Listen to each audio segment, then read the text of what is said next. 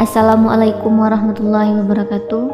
Perkenalkan, saya Mauliza Asyarida dari Poltekkes Kemenkes Aceh, Prodi D3 Keperawatan Aceh Selatan. Hari ini, saya akan menjelaskan materi tentang sistem perkemihan. Sistem perkemihan merupakan tatanan yang terdiri dari ginjal, ureter, vesika urinarnya, dan uretra, yang melaksanakan serangkaian proses untuk tujuan yang pertama, mencapai homeostatis internal yang dicirikan oleh keseimbangan cairan tubuh, keseimbangan elektrolit tubuh, keseimbangan asam basa tubuh, dan terbebasnya tubuh dari sisa metabolisme racun dan zat toksik. Yang kedua, keseimbangan dan keselarasan berbagai proses dalam tubuh, seperti pengaturan tekanan darah, perangsangan produksi sel darah merah, pengaturan metabolisme kalsium dan fosfat. Ginjal dikelilingi berbagai lapisan jaringan yang melindungi dan mempertahankan posisi ginjal.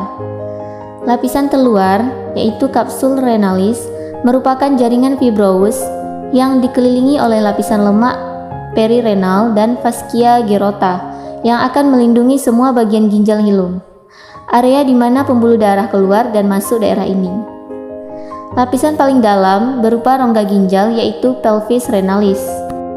Ginjal merupakan alat ekskresi utama manusia. Letaknya di bagian belakang peritoneum atau retroperitoneal di depan dua kosta terakhir.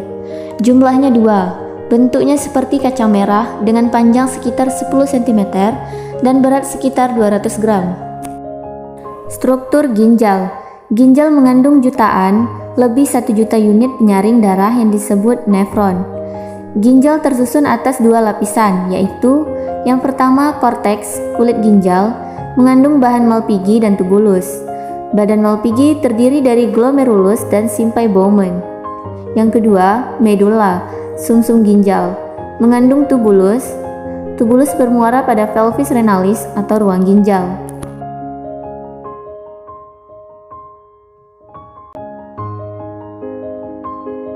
Nefron. Nefron merupakan unit dasar struktural dan fungsional dari ginjal. Setiap ginjal terdiri dari sekitar 1 juta unit penyaring atau nefron. Satu nefron itu sama dengan 1 glomerulus high pressure capillary bed ditambah 1 tubulus renal. Saluran nefron atau tubulus terdiri atas 4 bagian, yaitu tubulus proximal, loop Henle, tubulus distal, dan tubulus collectivus yang bermuara pada pelvis renalis atau ruang ginjal. Fungsi ginjal. Yang pertama, pengaturan cairan dan elektrolit, yaitu terdiri dari keseimbangan cairan dan elektrolit tubuh. Diatur melalui proses yang pertama, filtrasi.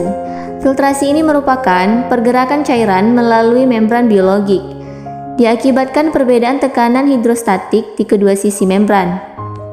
Tekanan hidrostatik adalah kekuatan molekul air dalam menahan dinding ruang di mana air mengalir. Selanjutnya, difusi. Difusi ini merupakan pergerakan bebas dari zat melewati membran partikel dari konsentrasi tinggi ke konsentrasi rendah. Dan transport aktif merupakan pergerakan zat melewati membran sel di mana energi sel diperlukan. Selanjutnya, dinamika kapiler. Keadaan yang mendekati keseimbangan pada membran kapiler sehingga jumlah cairan yang keluar melalui kapiler arteri tepat sama dengan jumlah cairan yang kembali ke sirkulasi dengan reabsorpsi vena kapiler. Dan osmosis.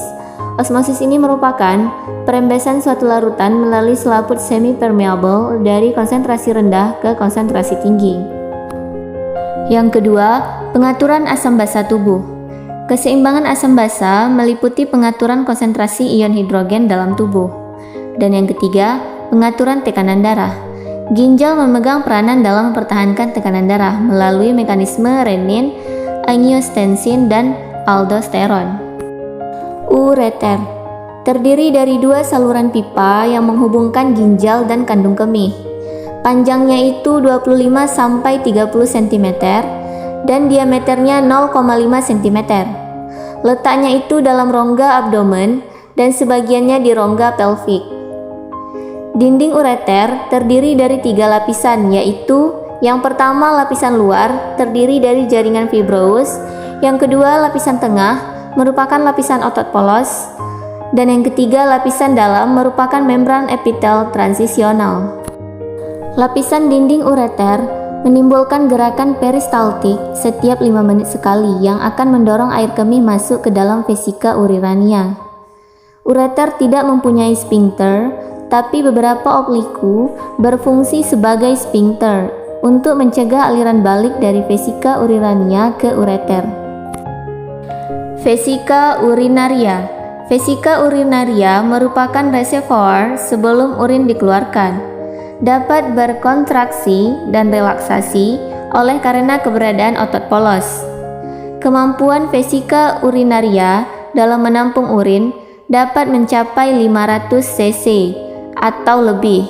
Hal ini dipengaruhi oleh kondisi otot vesika dan posisi tubuh. Bagian vesika urinaria yaitu fundus, corpus, dan vertex. Dinding vesika urinaria terdiri dari 3 lapisan otot polos yaitu serabut spiral, longitudinal, dan sirkuler, dan 1 lapisan mukosa dari epitelium transisional atau peralihan. Uretra. Uretra merupakan saluran sempit yang berpangkal pada kandung kemih yang berfungsi mengeluarkan atau menyalurkan air kemih keluar. Pada laki-laki, uretra berjalan berkelok-kelok melalui tengah-tengah kelenjar prostat, kemudian menembus lapisan fibrosa yang menembus tulang pubis ke bagian penis. Panjang uretra laki-laki kira-kira 17-20 cm. Sedangkan uretra pada wanita terletak di belakang simfisis pubis, berjalan lurus dengan panjang kurang lebih 3-4 cm. Uretra memiliki sphincter yang mengatur keluarnya urin, terdiri atas sphincter externus dan internus. Sphincter internus berperan dalam mencegah urin bercampur dengan semen saat ejakulasi, sedangkan sphincter externus berperan dalam proses mixing. Proses pembentukan urin. Yang pertama, proses filtrasi atau ultrafiltrasi. Setiap menit kira-kira 1200 ml darah atau 540 ml sel darah dan 660 ml plasma masuk ke glomerulus untuk filtrasi. Membran filtrasi normal hanya dapat dilalui plasma dengan garam, glukosa, dan molekul kecil lainnya. Terjadinya itu di Simpay-Bowman. Hasilnya itu urin primer atau filtrat glomerulus. Yang kedua, proses reabsorpsi. Cairan filtrasi dipekatkan di tubulus dan zat penting bagi tubuh direabsorpsi. Reabsorpsi terjadi secara pasif bergantung pada adanya ADH. Terjadinya itu di tubulus contortus proximal sampai gelung Henle. Hasilnya itu urin sekunder atau filtrat tubulus. Yang ketiga, proses sekresi. Tubulus dapat mensekresi atau menambah zat ke dalam cairan filtrasi. Terjadi di tubulus contortus distal sampai tubulus collectivus. Hasilnya itu urin sesungguhnya. Sel-sel tubulus membentuk amonia yang bersenyawa dengan asam, kemudian akan diekresi sebagai garam amonium supaya pH darah dan cairan tubuh tetap alkalis. Setelah berlangsung reabsorpsi, sebagian cairan filtrasi plasma disalurkan ke dalam vena renalis dan sisanya sebagai urin. Saluran ekskresi ginjal dimulai dari parenkim ginjal yaitu calyx minor, calyx major, pelvis renalis, lalu diekresi ke ureter sampai vesika urinaria. Faktor yang mempengaruhi jumlah urin. Yang pertama, jumlah air yang diminum. Yang kedua, stimulus saraf renalis. Yang ketiga, hormon antidiuretika atau ADH. Yang keempat, garam yang dikeluarkan dari darah. Dan yang kelima, pengeluaran glukosa. Proses keluarnya urin. Air kemih yang terbentuk di ginjal mengalir ke bawah melalui ureter menuju ke kandung kemih. Aliran tersebut bukan merupakan aliran yang pasif. Ureter adalah pipa atau tabung berotot yang mendorong sejumlah air kemih dalam gerakan bergelombang atau kontraksi. Setiap ureter akan masuk ke dalam kandung kemih melalui suatu sphincter. Sphincter adalah suatu struktur muskuler berotot yang bisa membuka sehingga air kemih bisa lewat dan menutup. Selanjutnya, air kemih yang secara teratur mengalir dari ureter akan terkumpul di dalam kandung kemih. Kandung kemih ini bisa mengembang, di mana ukurannya itu secara bertahap membesar untuk menampung jumlah air kemih yang semakin bertambah.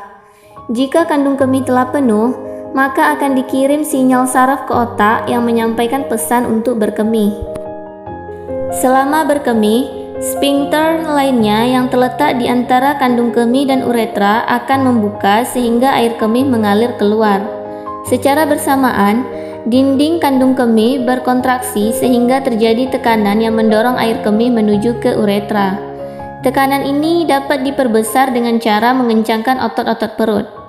Sphincter pada pintu masuk kandung kemih tetap menutup rapat untuk mencegah aliran balik air kemih ke ureter. Sekian penjelasan dari saya, semoga bermanfaat. Assalamualaikum warahmatullahi wabarakatuh.